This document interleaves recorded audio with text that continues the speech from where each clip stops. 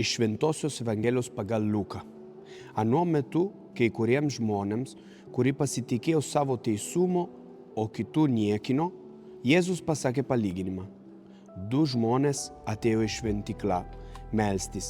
Vienas buvo fariziejus, o kitas muitininkas. Fariziėjo atsistojęs taip sau vienas meldėsi. Dėkoju tau, Dievas, kad nesu toks kaip kiti žmonės. Plėšikai, sukčiai, svetimautojai arba kaip šis muitininkas.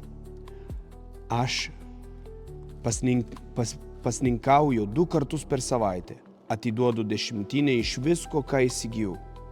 O muitininkas stovėjo atokiai ir nedrįso nė akių pakelti į dangų, tik mušėsi į krūtinę maldaudamas: Dieve, būk gailestingas man nusidėjėliui. Sakau jums, šitas nuėjo į namus nuteisintas, ne anas. Kiekvienas, kuris save aukštinas, bus pažemintas, o kuris save žemina, bus aukštintas. Tai viešpaties žodžiais.